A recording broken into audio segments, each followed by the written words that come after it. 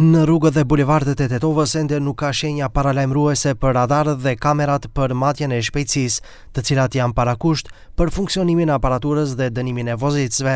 Shpesh, madje dhe sinjalizimi vertikal është jashtë funksionit. Nga Komuna e Tetovës bëjnë të ditur se tenderi për furnizimin me sinjalizim horizontal dhe vertikal është mbyllur dhe është parazgjedhur kompania, kurse për këtë destinim nga buxheti i komunës janë dar 250.000 euro. Është zgjedhur kompania, po jemi në fazën e ankesave. Besojmë se nga fillimi i muajit të ardhshëm do të fillojë edhe realizimi, do të fillojnë edhe punimet ku do të vendosen edhe shenja të komunikacionit përgjatë kamerave të sigurisë, macit e shpejtësisë që korrespondon me sistemin Safe City, i cili pritet të votohet me një shkurt të hyjë në fuqi nga Parlamenti i Republikës së Maqedonisë Veriut.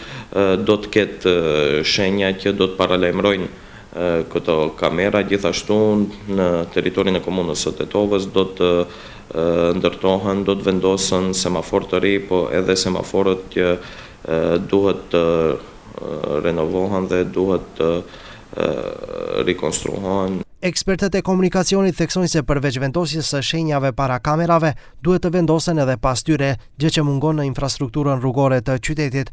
Pa sinjalistikën e nevojshme, dënimi i vozicëve nuk do të jetë legjitim.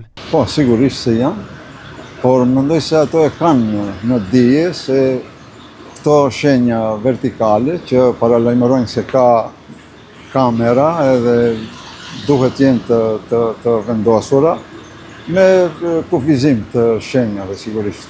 Ato kompetentët me siguri e dinë më mirë, por nga sektori për komunikacion rrugor, Komuna e Tetovës, duhet ta kemë parasysh se duhet vendosen këto lloj shenjash që paralajmërojnë se afër, domethënë, kemi kamera që e përcjellin e kontrollojnë komunikacionin rrugor. Në bulevardin Ilinden pothuajse nuk ka shenja që tregojnë shpejtësinë maksimale të lejuar, ndërsa mungojnë edhe përgjatë bulevardit Vido Smilevski Bato.